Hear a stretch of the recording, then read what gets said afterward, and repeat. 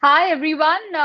To a very warm welcome to all our viewers who've tuned into this very special Money Control Live. Today, we will be decoding the inside story, the backdrop, and the way forward for the SEBI's order that has come for Franklin Templeton Mutual Fund, what the future is, and most importantly, what investors should do now. But to put things in perspective, in April 2020, Franklin Templeton Mutual Fund unexpectedly wound up six credit funds in India. The AUM was close to $4 billion.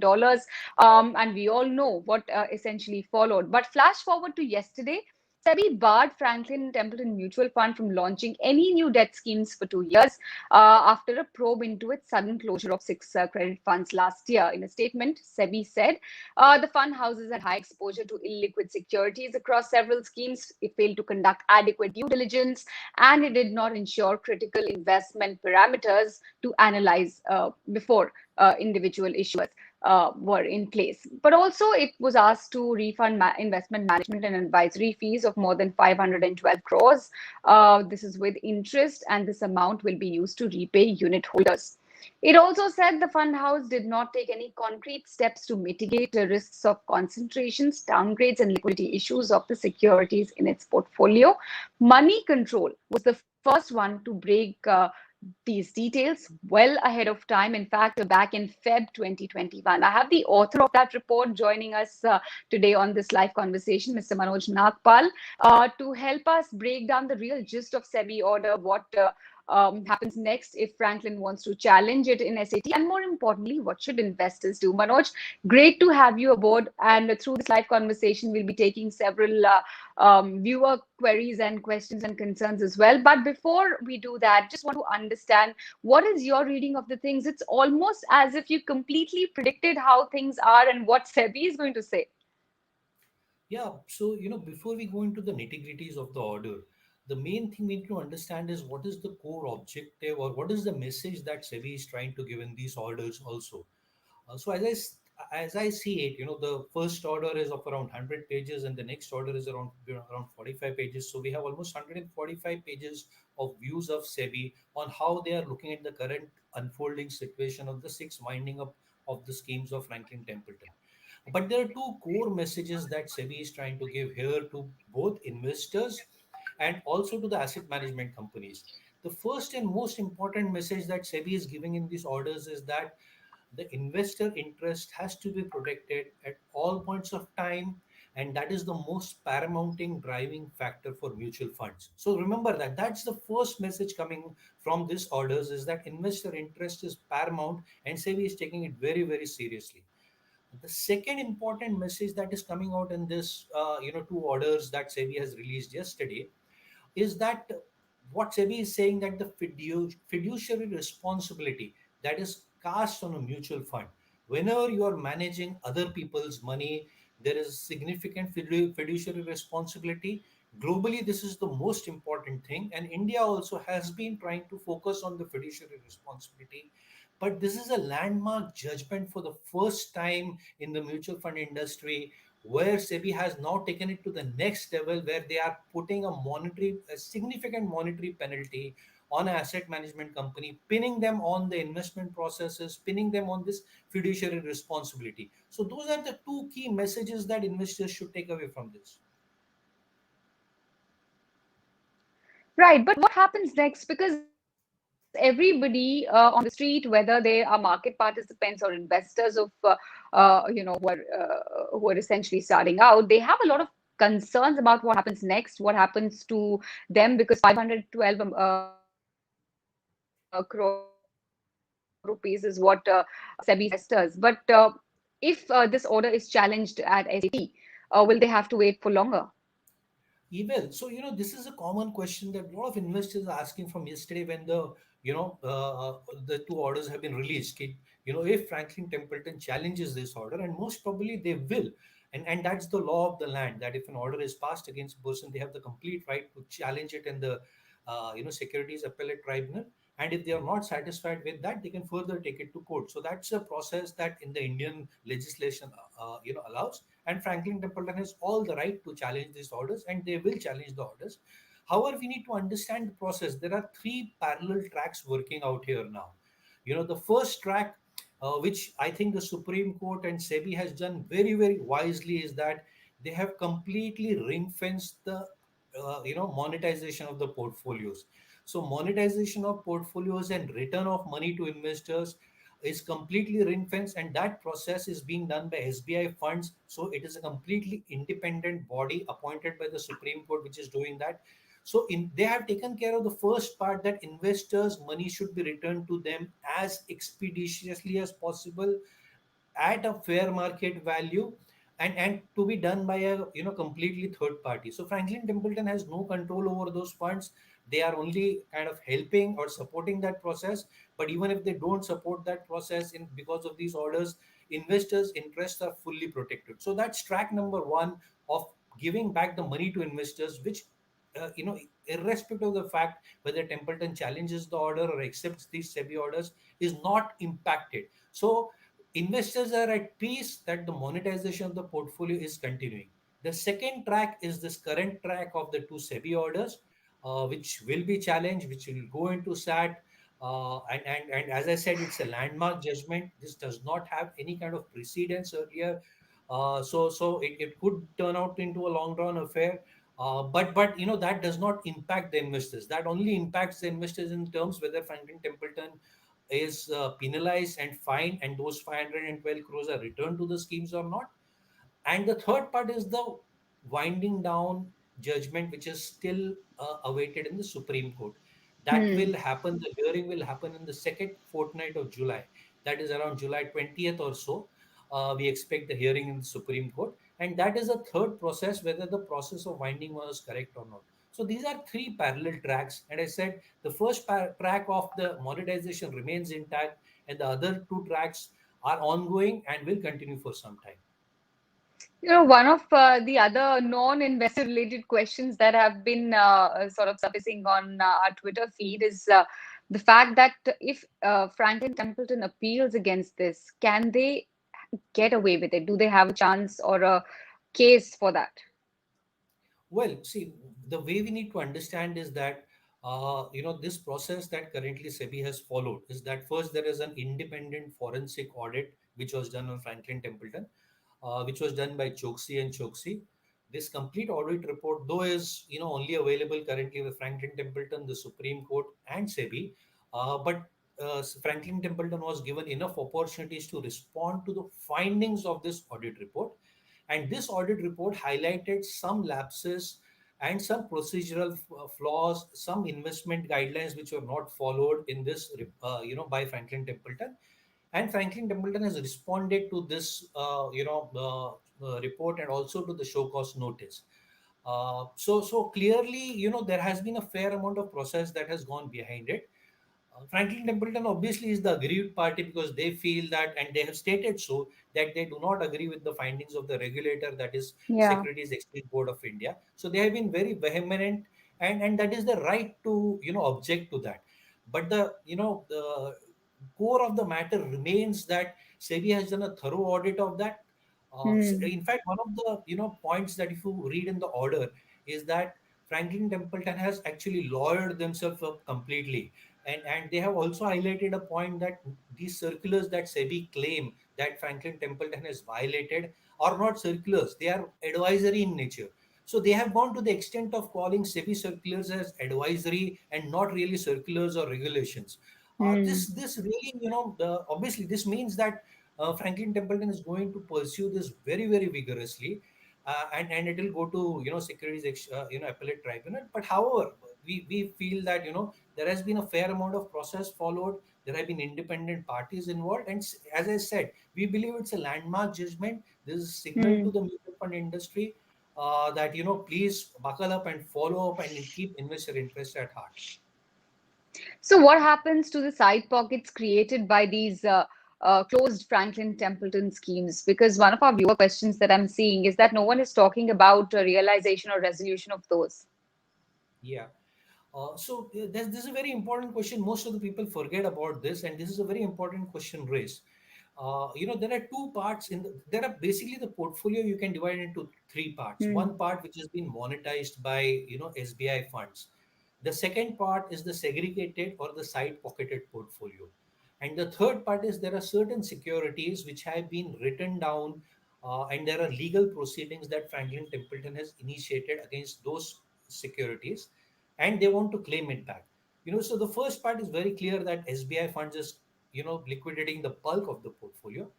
The rest of the, as I said, segregated portfolios and the other securities which are written down to zero is almost 3,000 crores of securities. So first come to the specific question of these segregated or side pocketed portfolios.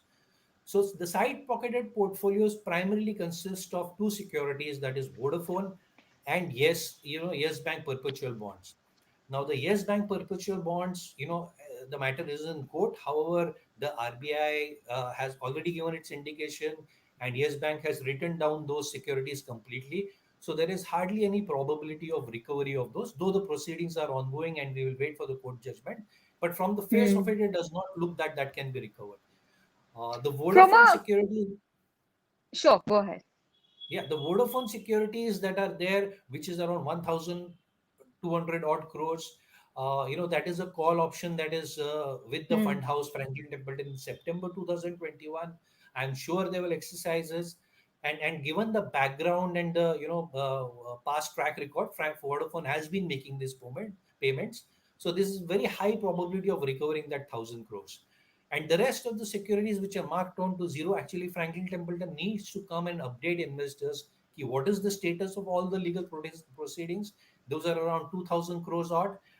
That is the Future Group, Hmm. that is the SL, Z Group that is there, and the ADAC Group. So these are the three primary securities, and right, I think it's the right of Franklin Templeton investors to know the status of that and the probability. What steps is Franklin Templeton taking in that? Where are they at? When will that money be recovered? So that is some great silence that is there, and which ideally Franklin Hmm. Templeton should inform investors very very regularly, maybe on a monthly basis. Another, concern that people have flagged off, especially if you look at it from a commission or a distributor standpoint, what happens to those people with respect to the bound schemes? So, if you're talking of the distributors' commission that were to be paid by Franklin Templeton has always maintained, even after the winding up, that they will make those payments to distributors. Now, that is a contract between the distributors and the Franklin Templeton Asset Management Company or the mutual fund. SEBI is fairly clear on this, and though that is not mentioned in the order per se, is that once that the schemes have been wound out, there is no provision of distributor expenses in this. So, if Franklin Templeton wants to make that payment to distributors, they will have to bear that. That's in the range ballpark figure of around 70 to 100 crores, that is there. So if they really want to pay it to distributors and maintain their goodwill within distributors, they will have to take that hit. But under the current provisions of law, the schemes will not bear it. That is, the investors will not bear it. Franklin Templeton was earlier trying to create a kitty out of the investors' funds and wanted to pay it out, which SEBI has stopped them from doing it, and rightly so. So if there is this corpus of 512 crore rupees, how will this be distributed within these six schemes which have been shut? What would be the exact eligibility to receive this amount, and how exactly are the calculations likely to pan out? Can you shed some light on that? Sure. So, this 512 crores, will be distributed across all the six schemes, and the bulk of it's basically primarily the calculations are based on the fund managed expenses that these schemes have charged the investors. So, what SEBI is really doing is that Franklin Templeton, whatever management fees that they charge the investors of these particular schemes, they will return back. So, in effect, it translates into 150 crores of this will go into the short term income fund investors. That is the Hmm. Franklin Templeton short term income fund. The next big bulk is 114 crores, which will go to the dynamic accrual fund, and the rest is almost equally divided amongst the other four schemes. So the big two schemes that benefit, or investors who benefit, are the Franklin Templeton short term income fund and the Franklin Templeton dynamic accrual fund, because they were charging a higher management fees. So to translate it for investors, this will translate into almost a 4 to 5% increase in the value in the of the overall NAV, or what the investor would have typically got for the dynamic accrual fund, and around 2 to 3% for the short term income fund. So that's the broad breakup of what investors will expect if this goes through. A lot of investors who are irked and harrowed at this point in time are constantly asking us on social media why CEOs, CIOs, etc., why there's been no criminal action against them, especially the CIO. I'm seeing several comments coming in. Well, investors, last year has been very tough time for investors. We need to recognize Hmm. that. One is the pandemic that has been playing its part. Second is that income levels of what a lot of investors have gone down. We have to face it, that there have been a lot of people who have been losing their jobs, or salaries have been cut, or even if they're in business, the business is impacted, and especially for the mid tier segment or the lower tier segment investors. And here you are in a situation where you have the money which is parked in these schemes, and we have to understand, three of these schemes which were wound up in last April were primarily for short-term needs of investors. That is the Franklin Ultra Short Bond Fund, the Franklin Low Duration Fund, and the Franklin Short-Term Income Fund. These were all schemes which were positioned for investors to as a parking place for their emergency funds.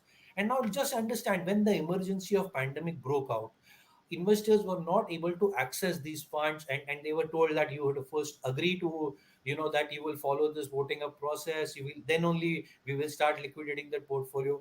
Now what I'm trying to tell you is that in a pandemic, when a bad time, investors money got blocked up, and more so in a, his money was stuck because of bureaucracy for almost a year, and there were different conditions being put on them. So I completely understand the plight of investors for the Hmm. last 12 months. And during those points of time, they are harassed, and they're, so right now, obviously, from to cut the long story short, money has started going back to investors, monetization, and thanks to Supreme Court. If the Supreme Court has not intervened, this process would not have started. And the good thing is that the law of the land is being followed. SEBI is following its track. Supreme Court is following its track, and whatever is that, legally the actions will be taken against all entities that caused this. There's also a sort of call on other schemes, both debt and equity, that are run by Franklin Templeton India. Could there also be lacunae in other schemes as well? What is, I mean, your assessment? What does it tell you?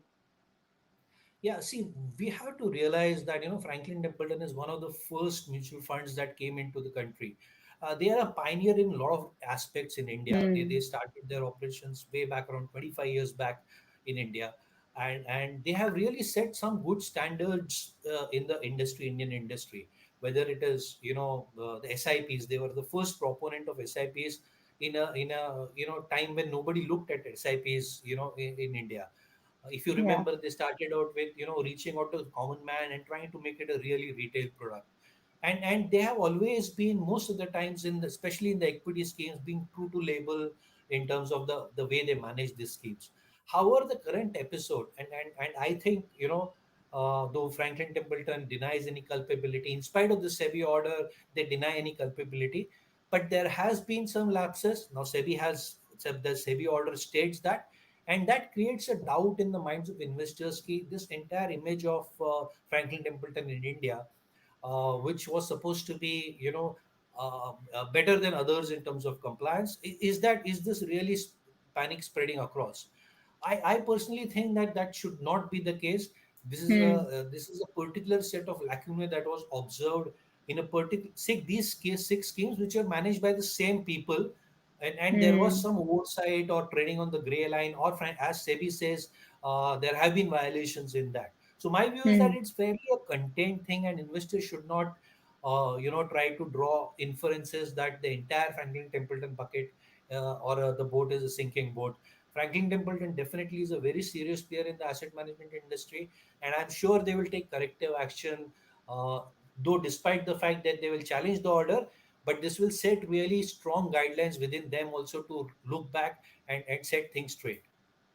Absolutely. And like you said, that this is a landmark judgment and investor interests are being kept at the forefront of it. But if if we have the bandwidth to just take one last question, and also as part of your closing comments, how long do you think this entire process, how long do you think it will take? And in case if this is unfavorable, will the investors be paid interest as well? Yeah. As I said, there are three different tracks working.